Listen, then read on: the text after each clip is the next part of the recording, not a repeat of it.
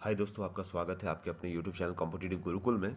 तो फ्रेंड्स, आज मैं आपके लिए बीपीएससी लोअर डिविजनल क्लर्क के बेहद इंपॉर्टेंट पॉलिटिकल साइंस के क्वेश्चंस लेके आया हूँ। पॉलिटिकल साइंस के टॉप 100 क्वेश्चन है। टोटल क्वेश्चन को देखिएगा, बेहद महत्वपूर्ण है।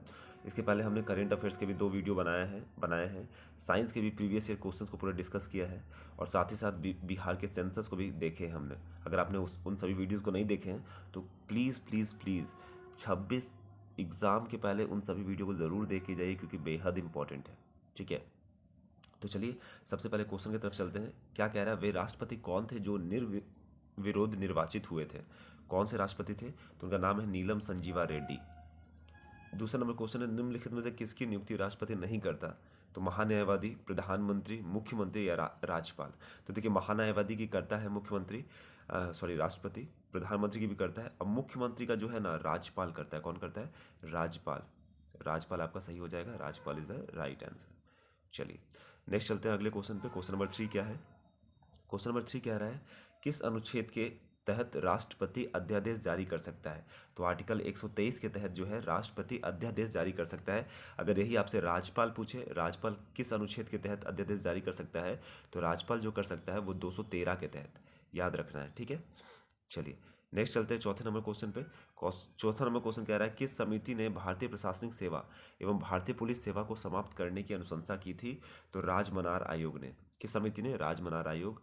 पांचवें नंबर क्वेश्चन पे चलते हैं। लोक लेखा समिति जो है अपना रिपोर्ट किस से समर्पित करती है? तो लोक लेखा समिति जो है अपनी रिपोर्ट जो है लोकसभा अध्यक्ष को समर्पित करती है। छठे नंबर क्वेश्चन पे चलते हैं। छठा नंबर क्वेश्चन है, राष्ट्रपति का रिक्त पद कितनी अवधि में भर देना चाहिए? तो राष्ट्रपति का रिक्त पद 6 माह के अंतर्गत भर देना चाहिए। सातवें नंबर क्वेश्चन पे चलते हैं। भारत के किस एकमात्र राज्य में सामान्य सिविल संहिता लागू है? तो गोवा में। सामान्य सिविल संहिता का अगर बात करें किस आर्टिकल के अंतर्गत आता है, तो ये 44 नंबर आर्टिकल्स के अंतर्गत आता है, अनुच्छेद 44 के अंतर्गत आता है। चलिए, अभी ये इम्पॉर्टेंट इसलिए भी है क्योंकि अभी देखिए बहुत ज़्यादा हिजाब को लेके बहुत ज़्यादा बहस हो रहा है आपके, और बात किया जा रहा है कि यूनिफॉर्म सिविल कोड को लाया जाए। तो ये टॉपिक जो है इंपॉर्टेंट है, इसमें से क्वेश्चन आ सकता है कि किस अनुच्छेद के अंतर्गत आता है। चलिए नेक्स्ट चलते हैं आठवें नंबर क्वेश्चन पे। आठवां नंबर क्वेश्चन कह रहा है, सरकारी आयोग का संबंध किससे है? तो सरकारी आयोग का संबंध जो है, सरकारी आयोग का केंद्र राज्य संबंध से है। किससे है? केंद्र राज्य संबंध। चलिए नेक्स्ट चलते हैं अगले क्वेश्चन पे। अगला क्वेश्चन बोल रहा है, संसद के लिए राष्ट्रपति का अभिभाषण कौन तैयार करता है? तो केंद्रीय मंत्रिपरिषद तैयार करता है। कौन? केंद्रीय मंत्रिपरिषद। 10वां नंबर क्वेश्चन है, भारत के किस एकमात्र राष्ट्रपति ने जेबी वीटो शक्ति का प्रयोग किया था? तो ज्ञानी जेल सिंह ने जेबी वीटो शक्ति का प्रयोग किया था। नेक्स्ट चलते हैं 11वें नंबर क्वेश्चन पे। 11 नंबर क्वेश्चन है, किसने कहा था कि राष्ट्रपति का आपातकाल अधिकार संविधान के साथ धोखा है? के एम नाम्बियार ने कहा था। किसने? के एम नाम्बियार ने। 12 नंबर क्वेश्चन पे चलते हैं, यदि वार्षिक संघीय बजट लोकसभा द्वारा पारित नहीं होता तो क्या होगा? बजट में संशोधन कर यह दोबारा पेश किया जाएगा, सुझाव हेतु बजट राज्यसभा को भेज दिया जाएगा, संघीय वित्त मंत्री से त्यागपत्र देने के लिए कहा जाएगा, या प्रधानमंत्री अपने मंत्रिपरिषद का त्यागपत्र पेश कर देता है। तो यही हो जाएगा, अगर संघीय बजट लोकसभा द्वारा पारित नहीं होता है तो प्रधानमंत्री अपने मंत्रिपरिषद का त्यागपत्र पेश कर देता है। नेक्स्ट चलते हैं 13 नंबर पे चले, तो भारत के उच्चतम न्यायालय में न्यायाधीशों की संख्या में वृद्धि करने की शक्ति किसमें निहित है? तो संसद में निहित है।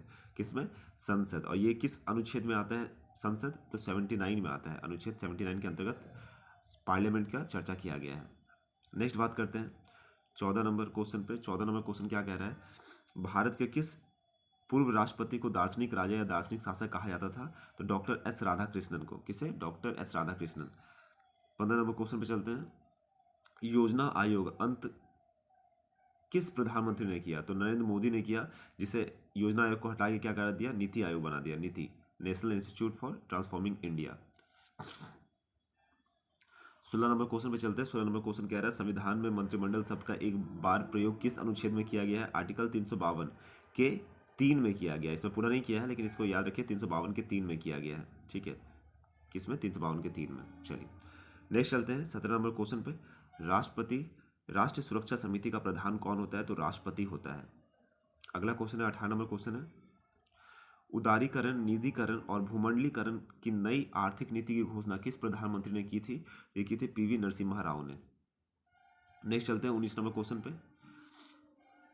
कोई व्यक्ति संसद का सदस्य हुए बिना कितने अवधि के लिए मंत्री रह सकता है? तो 6 माह के लिए। उसके बाद उसे या तो राज्यसभा या तो लोकसभा का सदस्यता ग्रहण करना ही होगा। चलिए 20 नंबर क्वेश्चन पे चलते हैं। 20 नंबर क्वेश्चन क्या कह रहा है? लोकसभा में राज्यवार सीटों का आवंटन सन 1971 की जनगणना पर आधारित है। यह निर्धारण किस वर्ष तक यथावत रहेगा? 2026 तक यथावत रहेगा। नेक्स्ट क्वेश्चन है, मंत्रिपरिषद के विरुद्ध अविश्वास प्रस्ताव लाने के लिए लोकसभा के सदस्यों की संख्या कितनी होनी चाहिए? तो 50 होनी चाहिए। ठीक है, 22 नंबर क्वेश्चन पे चलते हैं। वेरी इंपॉर्टेंट है फ्रेंड्स, सभी क्वेश्चन को जरूर देखिएगा।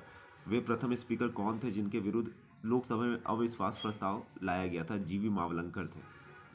नेक्स्ट क्वेश्चन है 23 नंबर क्वेश्चन, लोकसभा अध्यक्ष को कैसे हटाया जा सकता है? तो लोकसभा के सभी सदस्यों के बहुमत से पारित संकल्प के द्वारा।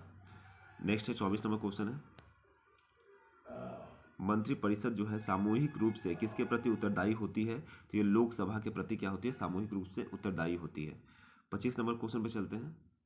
सभी व्यक्ति पूर्णतः और समान रूप से मानव है, यह सिद्धांत जाना जाता है सार्वभौमिकता का सिद्धांत है, इसे कहा जाता है। ठीक है, चलिए 26 नंबर क्वेश्चन पे चलते हैं। संविधान को एक पवित्र दस्तावेज किसने कहा था? बी आर अम्बेडकर ने कहा था, भीमराव अम्बेडकर ने। नेक्स्ट क्वेश्चन है आपका, भारतीय संघवाद को सहकारी संघवाद किसने कहा था? जी ऑस्टिन ने कहा था। 28 नंबर क्वेश्चन है, संविधान का कौन सा भाग कल्याणकारी राज्य का आदर्श घोषित करता है? तो राज्य के नीति निर्देशक सिद्धांत संविधान को कल्याणकारी राज्य का आदर्श घोषित करता है।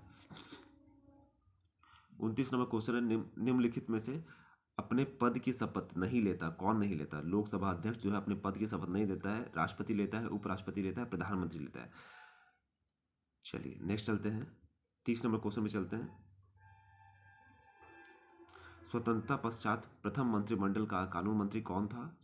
तो बी आर अम्बेडकर थे।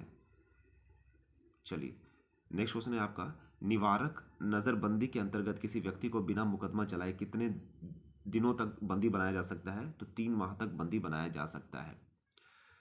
32 नंबर क्वेश्चन है आपका, भारत का कौन सा राज्य पूर्ण राज्य बनाने के पूर्व एक सहयोगी राज्य था? सिक्किम पूर्ण राज्य बनने के पूर्व क्या था? एक सहयोगी राज्य था।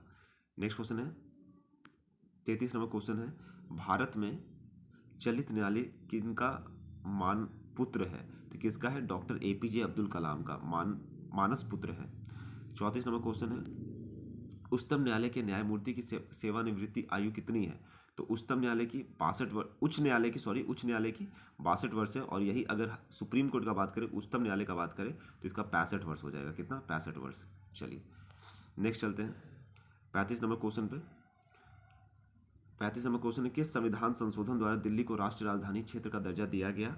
तो 69वें संविधान संशोधन द्वारा दिल्ली को राष्ट्रीय राजधानी का दर्जा दिया गया। एक नया राज्य बनाने में संवैधानिक संशोधन के लिए कैसा बहुमत चाहिए? तो साधारण बहुमत चाहिए। ठीक है, राज्य पुनर्गठन अधिनियम 1 नवंबर 1956 में कितने राज्यों एवं संघ राज्य बनाए गए? 14 राज्य और 6 संघ राज्य बनाए गए थे। चलिए नेक्स्ट चलते हैं 38 नंबर क्वेश्चन में चलते हैं। 38 नंबर क्वेश्चन कह रहा है, भारतीय संविधान मान्यता देता है क्या चीज़ का? धार्मिक और भाषाई अल्पसंख्यकों को मान्यता देता है। नेक्स्ट चलते हैं, भारतीय संविधान के अंतर्गत कितने प्रकार के आपातकाल की सोच है? तो 3 प्रकार के। आर्टिकल 352 राष्ट्रीय आपातकाल है, 356 है, और एक क्या है? राज्य में राष्ट्रपति शासन, और 360 है। ठीक है, वित्तीय आपातकाल। वित्तीय आपातकाल अभी तक एक बार भी भारत में नहीं लगा है। चलिए नेक्स्ट चलते हैं 40 नंबर क्वेश्चन पे। 40 नंबर क्वेश्चन है, आपातकाल में किसी राज्य विधानसभा की अवधि बढ़ाई जा सकती है? संसद के द्वारा, पार्लियामेंट के द्वारा बढ़ाई जा सकती है। 41 नंबर क्वेश्चन पे चलते हैं, अनुच्छेद 19 हमें कितने प्रकार की स्वतंत्रता प्रदान करता है? तो 6 प्रकार की स्वतंत्रता अनुच्छेद आर्टिकल 19 प्रदान करता है। ठीक है, चलिए नेक्स्ट चलते हैं अगले क्वेश्चन पे। निम्न में से कौन सी एक याचिका अधीनस्थ न्यायालय में के कार्य पद्धति का परीक्षण करती है? तो उत्प्रेषण क्या करती है? अधीनस्थ न्यायालय के कार्य पद्धति का परीक्षण करती है। चलिए नेक्स्ट चलते हैं 43 नंबर क्वेश्चन पे। किसी जाति को अनुसूचित जनजाति तथा अनुसूचित जाति घोषित करने हेतु सशक्त है कौन? राष्ट्रपति। राष्ट्रपति जो है किसी भी जाति को वो अगर वो चाहे तो अनुसूचित जनजाति या अनुसूचित जाति घोषित कर सकता है। ठीक है, 44 नंबर क्वेश्चन पे चलते हैं। सांसदों की अयोग्यता संबंधी विवाद का निर्णय कौन करता है? तो निर्वाचन आयोग के परामर्श से राष्ट्रपति करता है। 45 नंबर क्वेश्चन पे चलते हैं। कितने राज्यों में राजनीतिक दल का दर्जा प्राप्त कोई पार्टी राष्ट्रीय दल के रूप में दर्जा प्राप्त कर सकता है? तो 4 राज्यों में। नेक्स्ट चलते हैं 46 नंबर क्वेश्चन पे। भारत में प्रथम विधि विश्वविद्यालय की स्थापना अगस्त 1987 में कहाँ हुई थी? तो बेंगलुरु में हुई थी। कहाँ? बेंगलुरु में। 47 नंबर क्वेश्चन पे चलते हैं कि किसी राज्य के राज्यपाल द्वारा जारी ऑर्डिनेंस का अनुमोदन किसके द्वारा होना आवश्यक है? तो राज्य विधान मंडल के द्वारा। नेक्स्ट चलते हैं 48 नंबर क्वेश्चन पे। निर्वाचन आयोग को त्रिस्तरीय आयोग किस वर्ष बनाया गया? तो 1989 में निर्वाचन आयोग को त्रिस्तरीय आयोग बनाया गया था। अगला क्वेश्चन है राज्य विधान परिषद का प्रावधान किस अनुच्छेद में किया गया है? तो राज्य विधान परिषद का आर्टिकल 171 में किया गया है। विधानमंडल का 168 में किया गया है। नेक्स्ट क्वेश्चन है भारत में मताधिकार और निर्वाचित होने का अधिकार कैसा अधिकार है? विधिक अधिकार है। कैसा है? विधिक अधिकार है। 51 नंबर क्वेश्चन है universal declaration of human rights में कुल कितने अनुच्छेद हैं? तो कुल 30 अनुच्छेद हैं। याद रखिएगा। विश्व में कितने देशों में अनिवार्य मतदान की व्यवस्था लागू है? तो ये 22 देशों में। कितने? 22 देशों में। तो फ्रेंड्स अभी आज के लिए हम लोग 52 क्वेश्चन को डिस्कस करते हैं। अगला वीडियो जो आएगा, अगर आपको नेक्स्ट सेट चाहिए तो आप ज़रूर कमेंट बॉक्स में कमेंट कीजिएगा कि सर नेक्स्ट सेट चाहिए। तो उम्मीद करता हूँ ये वीडियो आपको अच्छा लगा होगा। अगर ये वीडियो अच्छा लगा तो इस वीडियो को लाइक कीजिए। अगर आप हमारे चैनल पर नए हैं तो चैनल को सब्सक्राइब कर लीजिए और वीडियो को शेयर कीजिए। धन्यवाद।